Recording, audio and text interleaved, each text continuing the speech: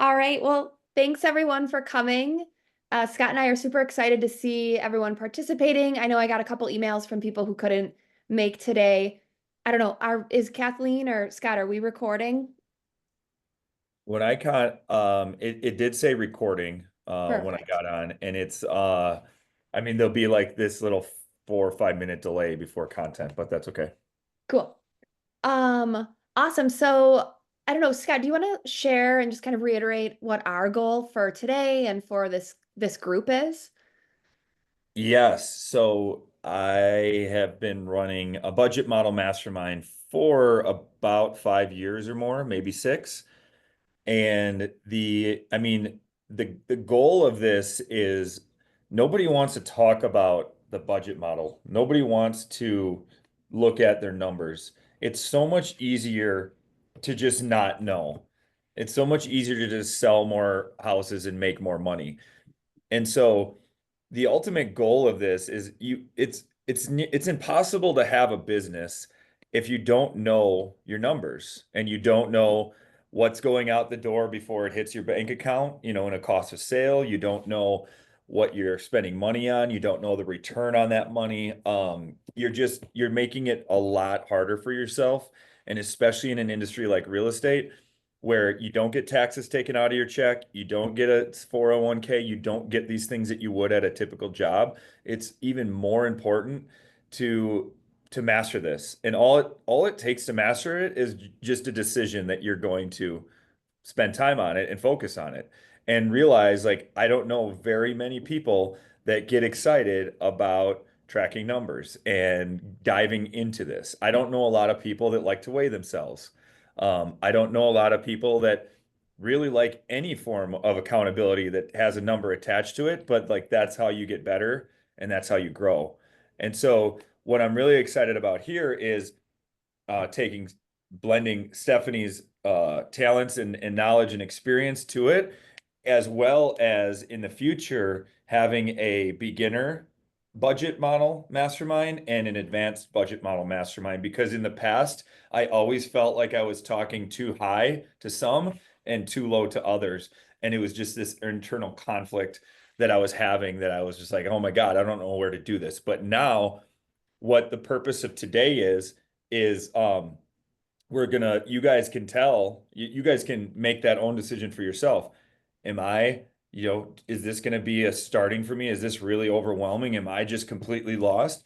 Then we encourage you to the next time come to the beginner. And if you're just like, hey, I feel like I have a grasp on this, and you can come to the advance and know that once you make a decision one way or the other, like the next month you can change. It's not a contract. You're not committing to anything. We don't necessarily care which group you're in. We just want you to be comfortable and we want you to do it and take action. So whatever is going to allow you to take action, that's where we want you to go. Yeah, I love that. I mean, like Scott said, bounce back and forth between the groups. We're going to share a little bit about each group. If you wanted to attend both of them to begin with to understand where you should be, that's cool too. And we'll talk about some actions between now and our next call for each group.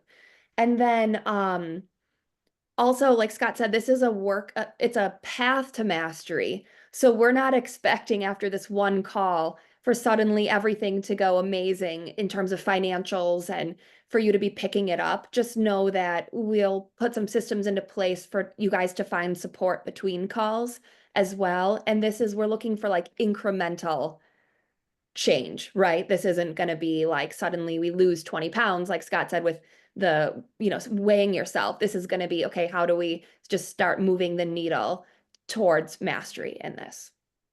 So I'm curious with this group of everyone here, I'd love for you guys to come off mute or enter in the chat. What brings you here? Like, what are you hoping to get out of this group? Why did you decide to join today? Like, out of our presentation the other day and anything you saw on Facebook, like, what caused you to show up today?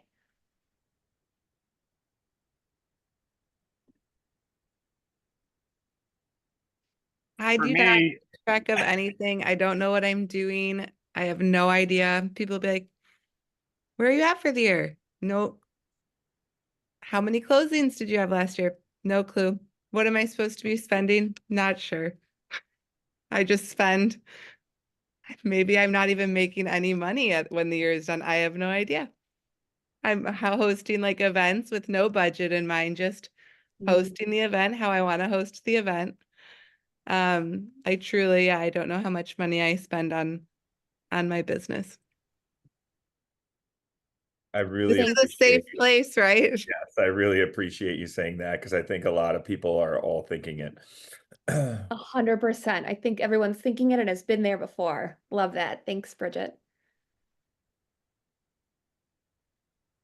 Anyone else? I think someone else is talking too at the same time. Yeah, Ben Byers here. Just having just started, I want to kind of figure out what people are doing well and adapt it to my business as it grows. I've found over the years of kind of starting businesses myself or starting new jobs, it's better to be organized on the front end and then get better at the job as it goes, and then you can just kind of maintain that organizational level. I've always been a pretty organized guy myself, so it just sort of makes sense to help track the numbers. I do personally love tracking numbers, so I'm able to, when you have the time to do it, it's fun. But would you rather be lead genning or tracking numbers? And I think, as Amber always says in bold, we just lead gen, lead gen, lead gen. But I think tracking numbers, it's getting into a habit of that, I think, is essential to understand kind of how the business is growing and how you can mold it and how you can tweak it as you see fit. Awesome. I'm so excited that you're newer. Like, to think about learning this first before you had years and years of doing it badly or poorly. I mean, my first 5 years, I forgot that I had to pay taxes for, all the time. It's like, oh wait, if you have kids, it's like similar to like, oh shoot, Christmas comes on December 25th and they're probably going to need presents. It's like you should probably not forget that. And and then also to Bridget's point, it was, I know that I'm making money. My lifestyle is getting better. And then January, I don't have anything left. And then April comes and I'm like, shoot, I'm in the hole because I got to pay for excess taxes. And it only takes so long to just do it the wrong way and have that pain where you're like, all right, we're gonna figure this out. Absolutely. I think what is important for you guys to know is Scott and I were beginners once too. I see Kim Gossman in this group, and I remember sitting with her in a conference room being like, here's my mess. I have no idea what I'm doing. I feel years behind, right? So we were beginners at one point too. And so the stuff that we're going to teach you and kind of focus on, it's what we went through as growing pains too. And then I see in the chat, Sarah Jo said, I value the systems both of you use, so curious to learn more. I need to fine tune the way I look at numbers. Julia, I left a salaried position in September, right? So that's a change, and nervous about not having a steady income. So how do we work through that? Kim, learning new tricks of the trade for my clients. Love that. And then Nicole, knowing where my profit is and how to hold my spending accountable. That's amazing. I mean, even to Bridget's point, right, Scott, how many times have we maybe thrown an event or invested in a lead gen source and we're not even sure of the return we're getting and how it compares to what if we had allocated and redeployed those funds to a different source that was really winning for us? Yeah. I love those. So when I got started really knowing my numbers, one, it was because I was more on the market center level as an operating principal. And you're required to, when you own a real business or you're required to know the numbers. So the concepts like chart of accounts and things like that were all foreign to me. Like, it was just a culture shock. And so I was forced to learn it. And then I was also had a MAPS coach, the Stephanie is a coach for MAPS, which is a division of Keller Williams. And they're like, hey, give me a P&L. And I was like, ah. So I actually hired Kim, like 8 years ago or 7 years ago. Yes. And she got that going for me. And then it was, the master, or I would say the focus of mine was like, hey, numbers are so important. So I need to like I need to really, really, really grasp this. So if you guys, I would encourage you, leverage is my favorite L word. And I would encourage you, you you can only leverage this once you understand it. Like, I don't want people to just say, hey, someone else do this for me, because you're not going to know your business at a really detailed, intimate level. You're not going to just like wake up with it and go to bed with it and breathe it and live it unless you know this. And once you get to that point, to Ben's point, I would, you could seek out people to do this for you, people that know what they're doing, because there is a difference between accounting and Gary Keller and Keller Williams accounting. And what we're talking here with the budget model is Gary Keller's version. And the whole point of it is to know exactly how much money your business made, your real estate business. That's the ultimate purpose of this, of doing this. An accountant's job is to make you seem like you made the least amount of money possible through write-offs and through whatever they can do. But our job is to give every single penny a home. And so you know exactly how much you made, how much you gave away, how much you spent on expenses, and how much you netted. I would love quick, as we dive in, there's a couple of OGs on this mastermind today. We have one that's a solo agent, and we have one that's part of a big team. And I would just, if you guys could, uh, if Nicole and Robbie, if you could just share what this has done for you over the past couple of years, or your team, just kind of give us your thoughts on this really quickly as participants of what we'll all go through.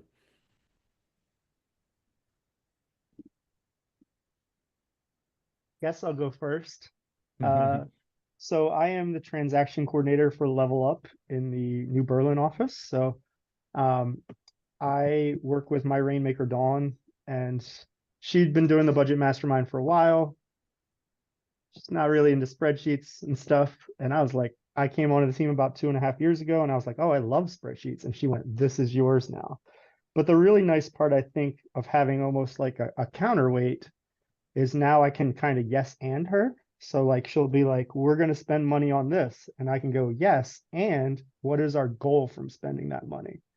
Instead of, just one person that has all the power, and sometimes everything goes as like to what she wants. And sometimes we go a different path. And I think our biggest thing from this, and since I've been here, is when Lisa joined our team. I mean, both these women had a super high understanding of their numbers through Scott's budget mastermind. And they sat down, and by the time they were done, we merged teams, and we had a 40 unit year agent on our team. So awesome. Thanks for sharing. So you got the team perspective. Nicole, as a solo agent, what does it do for you? I know you love, speaking, so let's. Well, I knew Robbie wanted to go first, so in my defense, that's why I stayed quiet. Okay. But yeah, I'm a solo agent who was just kind of flying at the seat of her pants, similar to Bridget, of like not really sure what I'm spending. And then after going through the spreadsheet, I realized that I wasn't spending enough. So I was given permission to spend more money and really look at the categories and figure out where am I getting the biggest bang for my buck and where should I be spending that money? And that was really good clarity for me. And stay profitable. I love that. So it's like everyone thinks budget, and it's like if your spouse comes to you at after work and you're like, hey, let's start a budget, you're probably thinking like restrictive and restraining, and there goes the going out to eat and the travel. But to Nicole's point, and actually more often than not, the answer and the takeaway is, man, I should actually spend more money, because according to the Millionaire Real Estate Agent, I mean, who would want to spend $1,000 if they could make $5,000? Raise your hand if that sounds appealing to you. If you knew that spending 1,000 would get you 5,000, and what if spending like 100,000 would get you 500,000? Like, so that's the ultimate goal. And it's a great segue to our next point, is all these numbers, as much as we can, we have to be non-judgmental around them. We have to focus on the logic of them and as much as possible detach from the emotions of what the numbers are saying. And what I mean by that is as we get into the spreadsheet, as we get into what it looks like, there is a color code. You know, if it's below your goal, it's green. If it's above your goal, meaning you spent more or whatnot, it's red. If you didn't make as much GCI as you were planning on, the cell turns red. If you made that much or more, it's green. We don't want it to be mean good, bad. We want it to be this is a coaching tool. And what does this coaching tool tell me and us about our business?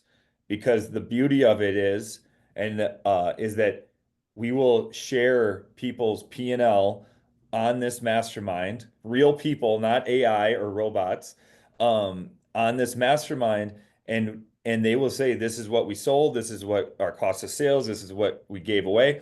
And then we can all ask questions about it. And we can all say, what did you learn? You know, what's your takeaway? What are you going to change? What did you, you know, and it is a true mastermind around real numbers. And the even better part about that is no one is forced to share. Like we don't tie you down and say you shall not pass to this Zoom unless you share your P&L. So you can take this to whatever level you want. You can keep your screen black and put Donald Duck as the name and just learn.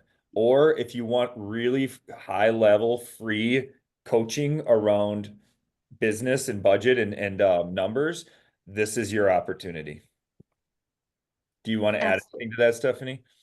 I think just to reiterate that it's numbers are neutral. It's the story we tell ourselves that give it a positive or a negative charge. And to really give yourself some grace as you get started, especially when you're a beginner, to just everyone has to start somewhere, right? Like I work with my coaching clients a lot on net worth. And for me, if your net worth is in the negative, that's okay at this point, right? We have to start somewhere. There has to be a day one, and what you focus on expands. So the more that we focus and track, it's so crazy when I track net worth with my clients, how suddenly it starts increasing in a positive way just from simple focus on it, even 30 minutes a month. And that's what our intention is for this call together. Robbie, did you have something to add? I will just add that as far as like participating, the nice things about sharing and participating are one, you got to have it done every month. Mm. Some people get 6, 9 months behind, etc. But like, you know, like, oh, Scott's going to want to see my P&L on the call this week. And while it is super nerve-wracking the first couple times, you realize that it is the safest environment ever. And you actually get a lot of good insight. Like having Scott, like if you had to pay Scott for his advice or you had to pay Stephanie for their advice, it would cost you a lot of money. And you're basically getting it for free for an hour every month. So that's my pitch to share. That's a great point. And I also like the idea of paying. So we should I think this mastermind is now $1,000 a month. So thank you for that. You can all blame Robbie. That's a really good point is even me, it's like, oh, the mastermind's on the 10th or the 12th. Like, shoot, I got to get this done. Because if it wasn't for that, 3-4 months goes by and you're like, oh, I'll do it next year. Absolutely. I have to turn my P&L into my coach and my net worth into a different coach. And you'd be surprised. Like, I don't want to not get that done and be the one who doesn't show up, and then we can't have these great calls. So just the accountability of having something in your calendar will make it that much easier to get done. So we'll get started into what the actual budget model is. And Steph made a good point. Like our intention is not to stop at our business. When we master this piece around our business, then we're going to talk about net worth. We're going to talk about personal expenses. We're going to talk about cash flow outside of real estate. But before we get there, we want to make sure like this is our vehicle for funding all of that. So can you zoom in on the top Yeah, left one? Or otherwise, let me do this. Let me share it in a different way. okay. I have Um, it ready too, but so the budget model is part of the Millionaire Real Estate Agent. And what you'll see is that this is actually the budget model of the Millionaire Real Estate Agent 2. There is no book. You don't go on Amazon looking for the Millionaire Real Estate Agent 2 because it's written, but it has never been published. But the models have updated. And so what I mean by models is the percentages and the averages and what they're doing, they're constantly updating. Because in order to get this visual right here, they've had to analyze P&Ls of solo agents, of small teams and big groups for the last 40 years. And they have a department where they just analyze. If you're going up on stage to speak at a Keller Williams event, before you can go on stage, they say, send me your P&L. You know, they know that they want business people there, not just people that are selling a lot of houses. So when you look at this red line, that's horizontal line, vertical line, sorry. You look at that red line there. On the right, it says best practices, and on the left, it says averages up at the top. So I'll start with best practices because who wouldn't want to start there? So the whole entire concept of the millionaire real estate agent is this far right column. If you want to net $1 million, because it's not about grossing $1 million, it's about netting $1 million. If you want to net $1 million, the model says you need to gross, GCI means gross commission income, 2.5 million. You have a COS, means cost of sale, which basically means it only will happen if there is a sale. And we'll dive into what these are deeply. But you want to have 30% go out to a cost of sale, and you want to have 30% go out in expenses, and then you're able to net $1 million or 40%. Yeah, So, so the yep, model is sometimes also called the 30-30-40, which yep. would be, like Scott said, at best practices. Now, if you're in the beginning of your career and you see a number aligned more on this left side, the 30-30-40 won't not just necessarily apply, and that's where they've got some other averages that will help you work through. And we'll send out an email with this document so you guys have this saved somewhere that you can access all the time as we go through this each month. Because your problems, the benefits and the problems of every column are different. There's different questions, there's different problems you have to solve. If you're at the 150 to 340, let's say you're in the middle of that, you're probably going like, hey, I need a hire, I need help, I need leverage. If you're at the 970 to or 640 to 970, it's a completely different set of problems. And so you can see the percentages are different. And the net income, there's actually like a messy middle around that, 640, 970, 1.6. There you can see the net profits of all of the profit percentage of all of the columns goes down, but the profit number actually goes up. And why do you think the profit percentage goes down the more you make? Gotta spend money to make money. Yeah, it seems a little counterintuitive, but like if you're selling 3.4 million in GCI, you probably have some people along the ride with you. You're probably paying for some lead sources to get those leads. And the people that you have along with you, just as a secret, they also want to get paid. They also have a family. If you meet people that don't need to get paid and just want to work for you, like let's have a mastermind around that.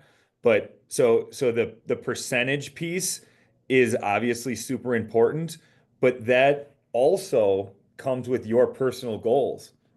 Because if you're looking to 2025, double your production, well, you're probably going to have a little smaller of a percentage of net income because you're going to reinvest a lot of it into growth or to leads or something.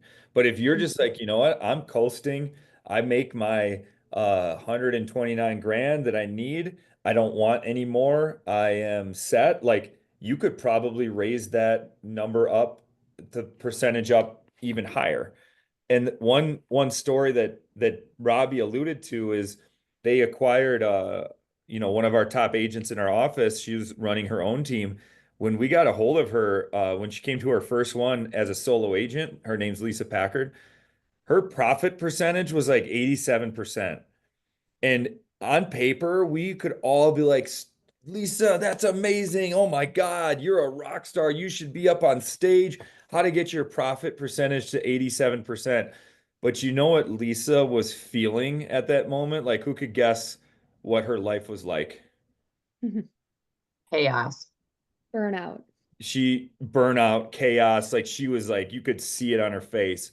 She was willing to trade percentage for like a life and for an income. And she's got kids and she's got a family and she's got other interests. So it's just about the journey. Everyone's going to be different. So are there any questions on this averages sheet? And really, when you say budget model, like these top 5 columns or rows, this is the budget model. Any thoughts or questions on that? And if you have something like, say, COS, and you're like, what in the hell does COS mean? Put it in the chat, raise your hand. There is not a question that we, that would be laughed at. Robbie said this is a safe space. I had no idea what a chart of accounts was, and so we're gonna all grow together. So can you show the bottom part of that now? Yep. This one here, if you said, okay, great, I need to spend 39% in expenses, what the heck do I spend my money on? Don't worry, because you have it right here. If you have never tracked this, or if you're completely just starting, use these numbers as your benchmark.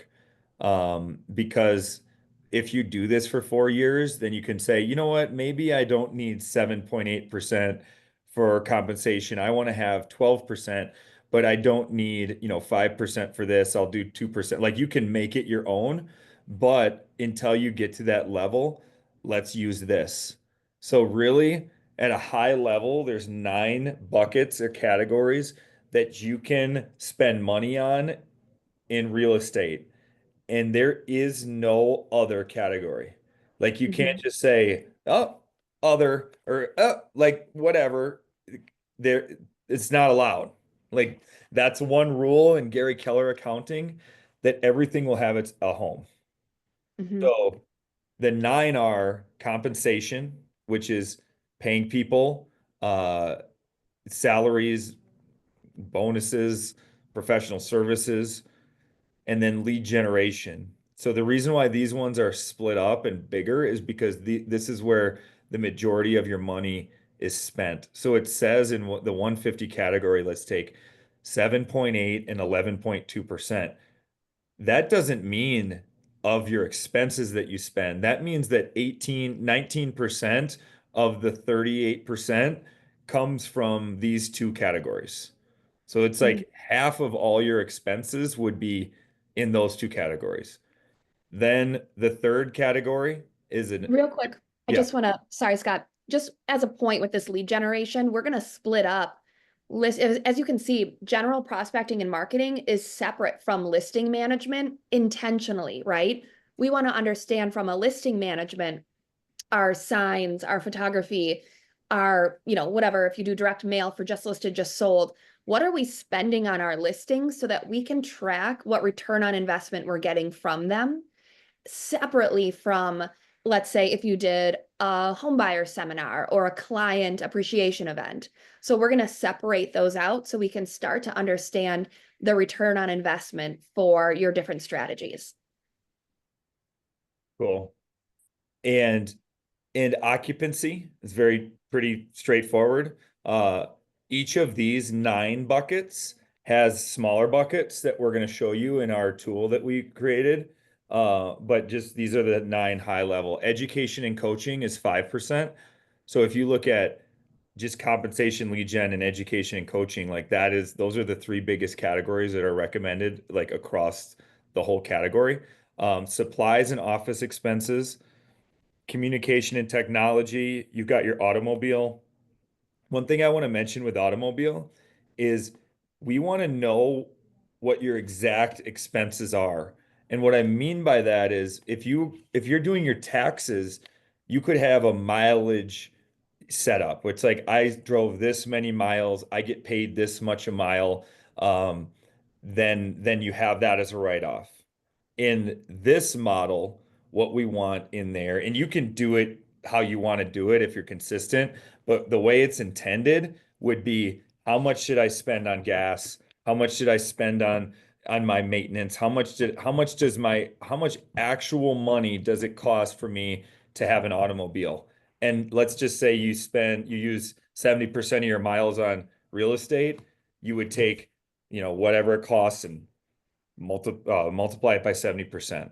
You want your like actual figures, not a depreciation or a roundup or something.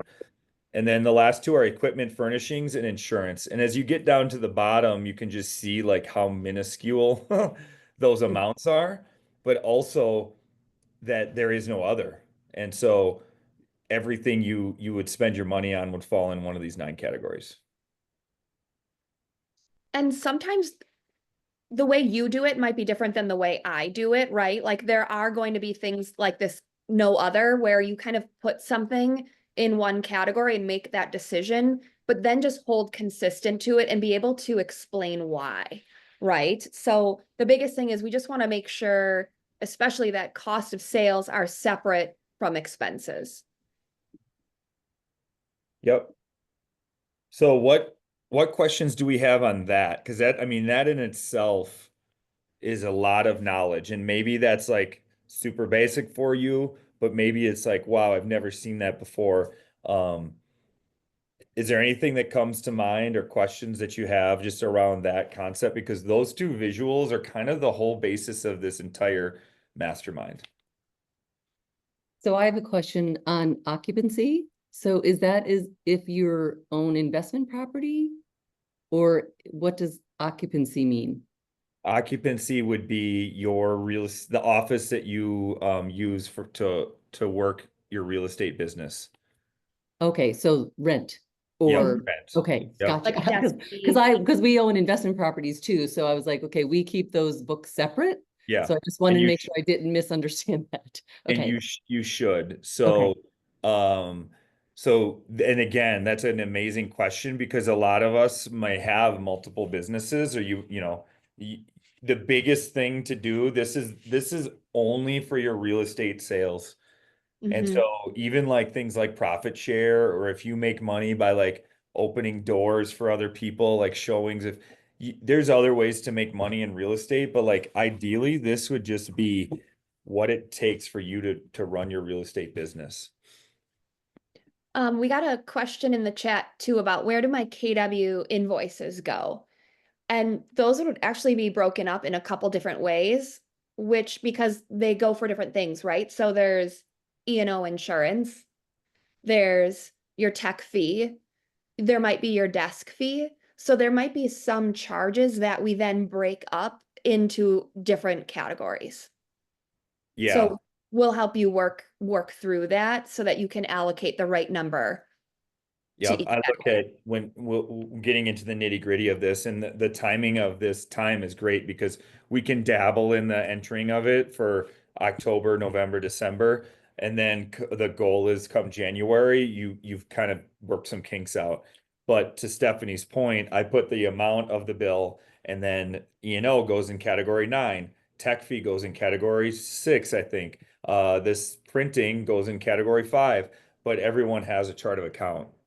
And so I'm going to share the actual visual that we use, the actual tool that we use to track this, and this will probably help you in the details. So you can see, and Stephanie, just chime in whenever you want. Um, you can see right here, these are the same 9 categories that we just showed you. Okay. What I did specifically, and this is actually not part of the Millionaire Real Estate Agent. So, I actually went in a little more detail than the Millionaire Real Estate Agent, which, makes me feel good about myself. But I did the same concept for cost of sales because there was 9 buckets for expenses and there's really 6 buckets for cost of sales. And those would be you pay out an agent on your team, you pay out your company, your company dollar, your royalty, the BAC. And referral commission would be agent referrals, company referrals. Lead capture is if you have someone, we call them an ISA, inbound sales associate or outbound sales associate. They're booking appointments for you. The fifth bucket would be transaction management, and the sixth bucket is my least favorite. It's called the oops client concessions, which means like I forgot to write in a washer and dryer into this offer, and guess who's buying the washer and dryer? Those are a cost of sales because in order to get it sold, you have to pony up that money. So these 6 buckets and these 9 buckets are the big catch-all. And then what we do with those, this is the full chart of accounts. And I don't want to scare anyone, but I want to show you what we're working with. Because this full chart of accounts, you can see that everything that's a cost of sales, it's a 5 to start. Everything in this account for that makes you money starts with a 4, and everything that's an expense starts with a 6. So you can put this in a chronological order, and the only thing chart of accounts means is that there's a chart and everyone has an account or a number. So it's just being told where to go. So I'll start with the most fun, and that's the 4s, and that's the gross commission income, the income piece. So if you take a look at the 4 bucket, and then you say there's 4 sub buckets, 1, 2, 3, 4, you can either make money with listings with buyers or with leases or rentals. You could make money with a BAC, which what we mean by that is a broker admin commission. So you could charge your seller an additional $295, $495, $995 on the seller side or the buyer side. You can make money in the commercial world with listings, buyers, or leasings. And then you can make money with referrals. If you send a referral down to Austin, they close it, you get 25%, or possibly a company. So that this is all money coming in. So there's I'm- actually there's 4 sub buckets, and there's this many buckets that all report up to this 4 number. And if you put anything in that category, it will show up on this first line here automatically. So I'm curious, you guys, what would the benefits be for separating your income with buyers versus listings versus just having a total gross commission income? How do you think that might benefit your knowledge or numbers? It'll make you want to go after listings more. Yeah, I mean, it'll just give you a quick idea on how balanced are you, right? If we're really buyer heavy, are we missing out on opportunities for listings?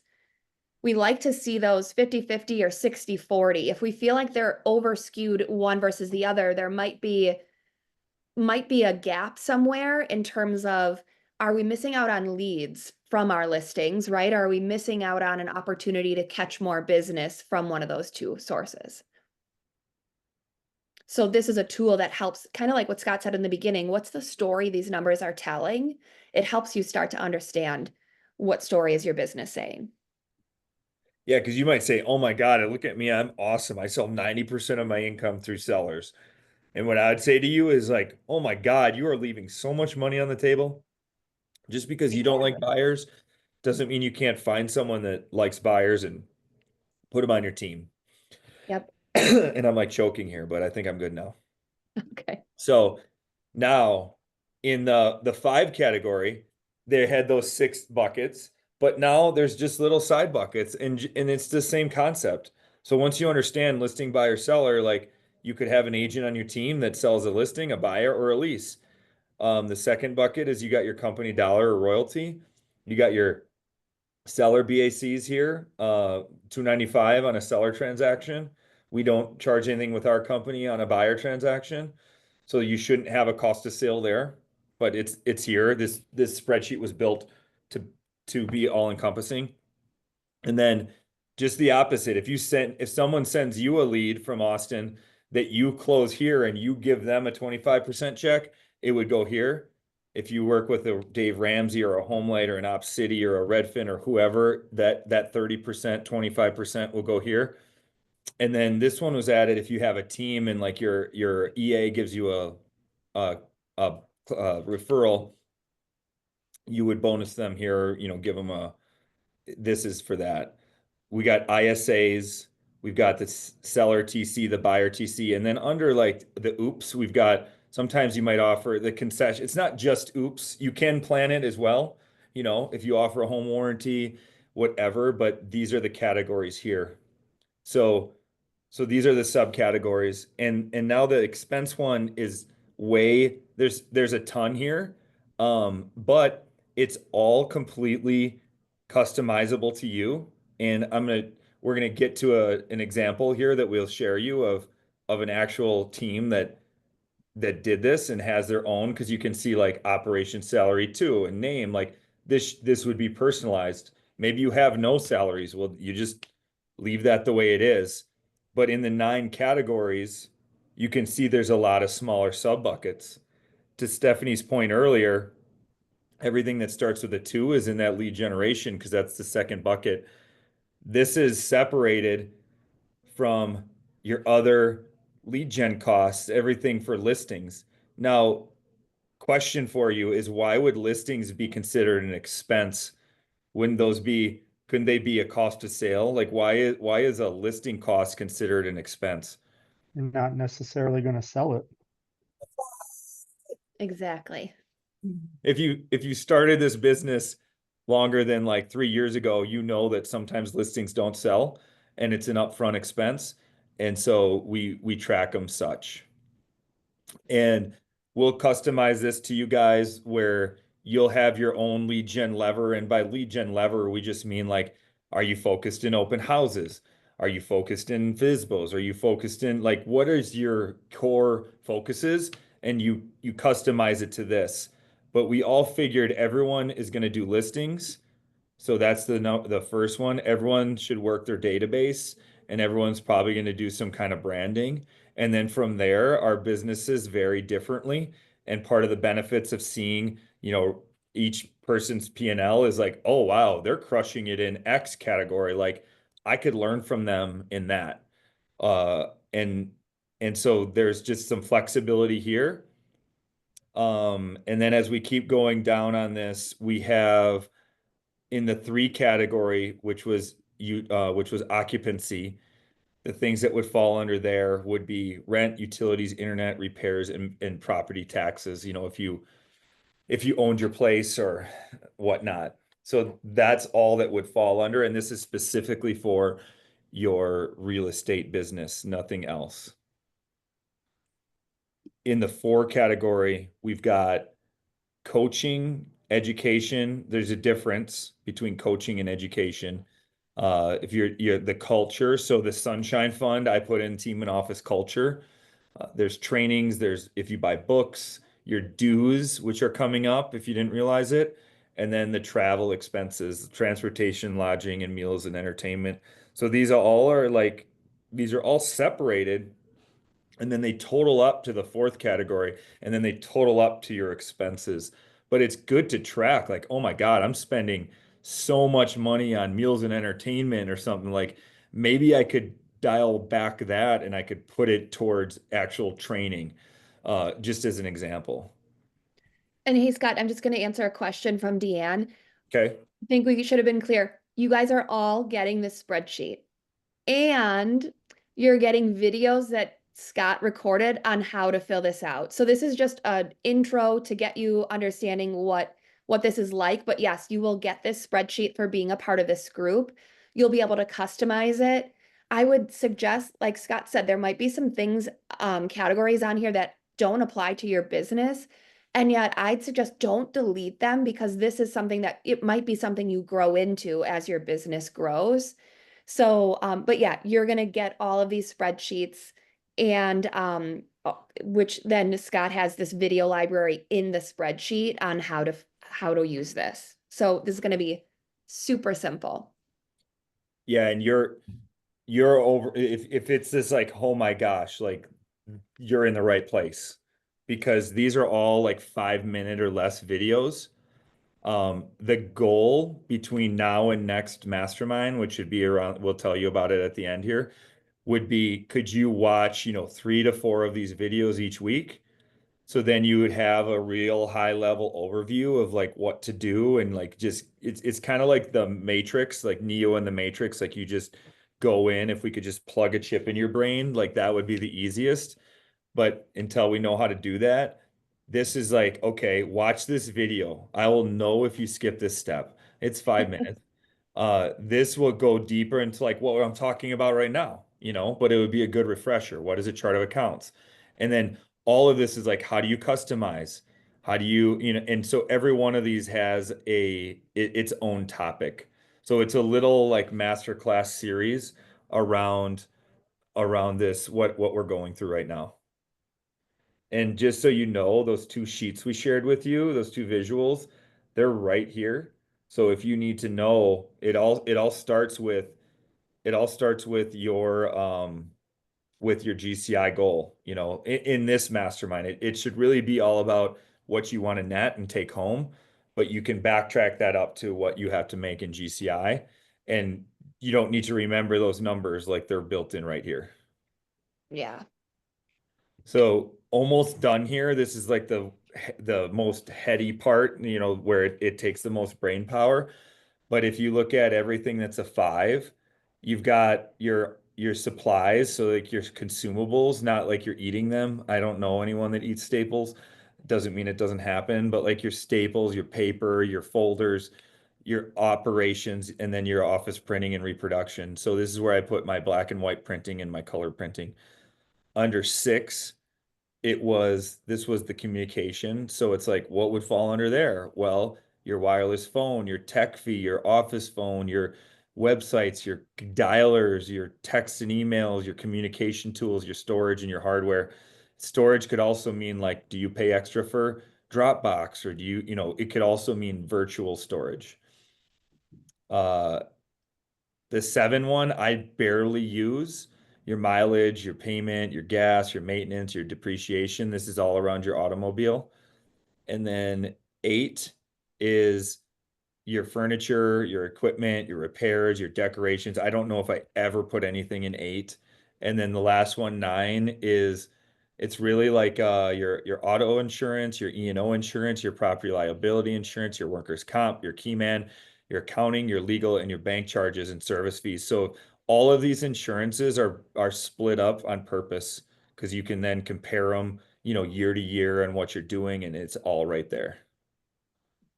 I always have this catch-all for questions, because, as you're labeling stuff, you might not know what it is, and instead of like stopping and going through things and doing that, just label it questions and then sort it and come back to it.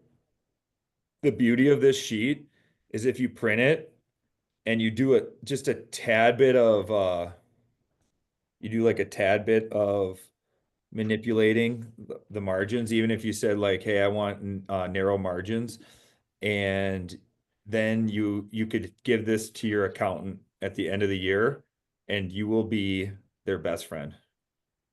And your life will be so much easier than trying to put this all together at the end of the year. And just a quick note about auto. This is where, like Scott said, you almost sometimes have 2 P&Ls, the one for running your business and the one for your accountant. Technically, like if you were to go to Jeannie Osnes, who's like the P&L queen of Maps Coaching, she teaches Profit Camp. There's one on Tuesday. If you want a deeper dive into just the basics, Profit Camp, it's like $99 on Tuesday. She is very clear that automobile, your car payment should not be there unless your business pays for your car, right? So if your car is just under, like me, like Stephanie Minnich, technically per like this P&L for running a business, that would not be a business expense. Maybe some of the other things would be. So talk to your accountant. I see there's a question from Kathleen. Why wouldn't we use IRS mileage rate for all car expenses and just track that? Scott and I are always going to say defer to your CPA. Again, sometimes a CPA is going to have you do different things than running a business, but we want to know, what does it take to run your business? so that when we come to make business decisions, you can be able to do that. Any other? Yeah, I would just say, I mean, I would just say like, hey, the mileage piece, that's to make you look like you're making the least amount of money possible. Like that's the goal of the accountant. And this purpose of this spreadsheet is what does it take to run your business? So, I mean, just looking at it through those lenses, it's very it's not the normal thinking. And so I think like a depreciation and a mileage rate and things like that, that's gonna be like, oh, that just makes less money than you actually made. But if you did do it that way, I would just say stay consistent with it so you can always compare apples to apples. It's not like there's one letter of the law that you have to do it one way or the other. But if you did it that way and you just said, okay, mileage, I'm just going to do the rate, I'm going to put it in there. Make sure you do it that way every time. Great point. Because we only have a little bit of time left and we want to respect your time and end it too, as promised, I just wanted to share where you can find some of this information. So the first part is going to be your DAs, right? Your disbursement authorizations. That's going to be in command opportunities. Those should be loaded after every closing. So make sure that you pull those when you, whether it's online or you print them off, when you go to kind of reconcile what you've paid towards your cap and your royalty and everything like that. The second one would be your multi-year trends, right? That's a report I think a lot of people don't know where to find. And in one of our classes, we can talk about that, but that shows your business snapshot by month over the last couple years. And there's a ton of different categories. You find that I still go through my kw.kw.com and yep, Kathy too, and go to reports and you can look at your multi-year trend. Sometimes when I start coaching people, like that's the first thing I'll start with to be like, tell me the story of your business because you can see the ups and downs. The second one or the third would be if you have questions about what you've paid, like you can always talk to Jen. Well, that's our MCA at the North Shore. Talk to your MCA, but really try to go into opportunities first to find those DAs versus asking them for it. And then please, like if there's one thing that you can leave today with is to, before the new year, do not have your business and personal spending and income accounts commingled. We want a separate business account. It doesn't have to be a business account, right? But a separate account for your real estate income and expenses that is no way tied to you spending on groceries or health and like, you know what I mean? Like that should be separate. That's going to make your life a lot easier next year.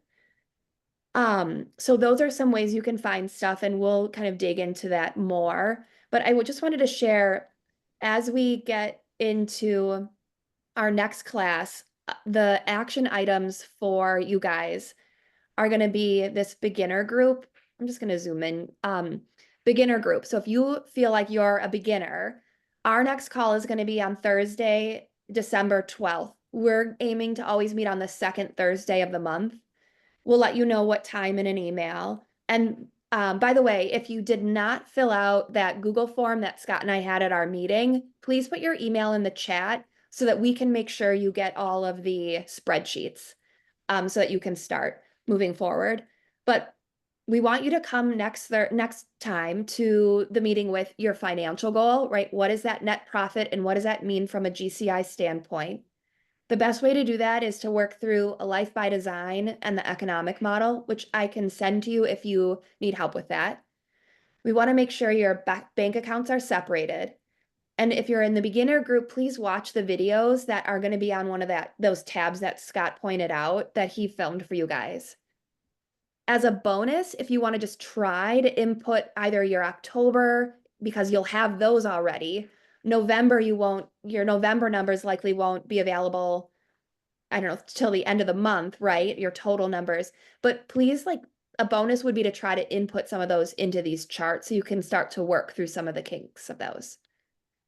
Then if you're in the advanced group, first, I want to thank you because I know today was probably a covering a lot of basics that you already know. We're going to start then to separate the groups on the next call. So I thank you for kind of listening with like beginner's ears today. but we definitely want you to start with what are your financial goals for next year. And you'll probably have your 2024 numbers year to date. Obviously, you won't have December finished, but come with those.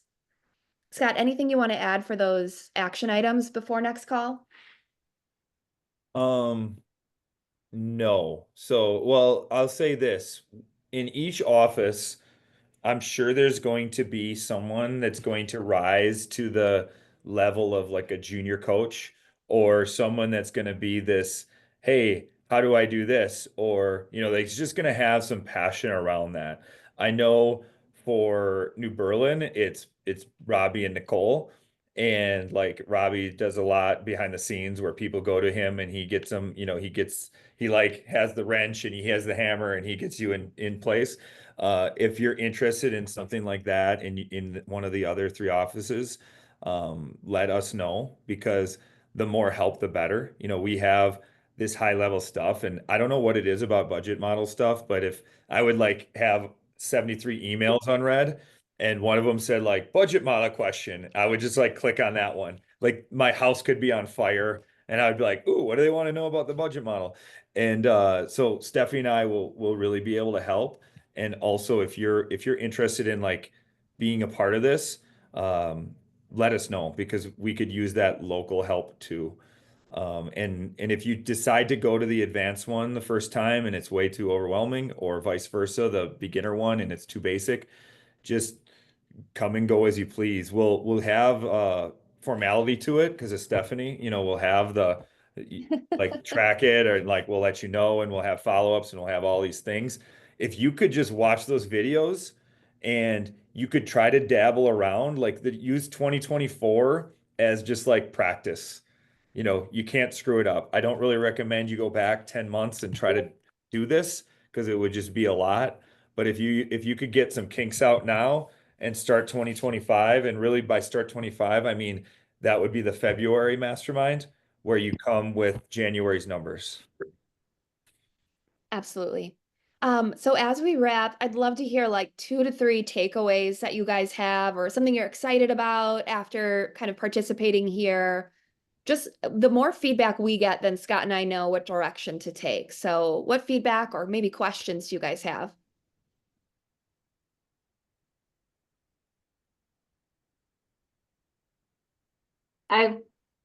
I'll go. I've developed my own stuff. People said earlier on the call about tracking. I'm pretty good at tracking, but I don't know the context of everyone else and what they're doing and what I'm not doing, because I just don't know. So that's what I'm really hoping to get out of it. And I've got some good information already so far. So thank you. Awesome. Love that. I'll just say that just always keep in mind too, it's not the greatest time commitment to do this. It will be at first, setting up your spreadsheet and getting used to it. But once I spend less than an hour on this a month, and that's triple checking it because I'm crazy and I want to make sure my Rainmaker has it perfect before she gives it to her maps coach. So if I wasn't like that and didn't check it 3 times, I'd probably be done in 30 minutes. But it really is super helpful, and you can make money. You can literally make money from spending 1 hour a month doing this spreadsheet. Great perspective. You got to slide the money under the door. How about one more? Well, I like the both of you. I'm going to call it like, play by play and color commentary. I love that you both are doing this together, and that you have the structure and also the business insight. And I'm just very appreciative that you guys are doing this for us. I mean, I think it's super valuable, even if it's over a lot of our heads.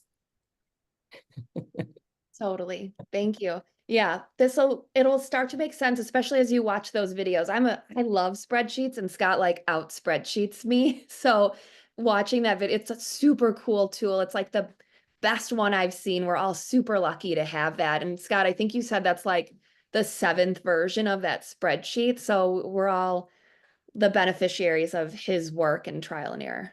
Yeah. Well, I just think too, making it come to life, like, you know, we have a bookkeeper and an accountant, but like you said, that they run that, it's like for different purposes. But I also think like sometimes when you get stuck on like, well, what does that really mean? What is a split, like the commissions and or like which percentage am I supposed to be keeping? And not like sometimes things seem like it makes sense in writing, but it doesn't. And then you get stuck on it and then you close the book and walk away. So I love that it's live and that you are like, no, this is like, this is what it means. This is how you do it. It's actually simple. Exactly. Yeah, simple. Julia said, I'd like to find the balance between spending money to make money and being profitable. I think that's a great one to end on too. We want you guys, we both know how hard you work, and we want you to have something to show for it after all of that work. Like there's so many things you could do to earn money. Let's make money and keep it, right? So cool. Scott, any final thoughts before we break? No, I think that's it. I'm excited to break this up and get the beginners just a safe place to ask as many questions, and then kind of rev it up for the advanced people and get some really good information out of it. Awesome. All right, guys. Well, you know where to find us if you need it. We'll send you an email with those spreadsheets and next steps for next call. Have a good week. All right, bye. Thank you. Bye, guys.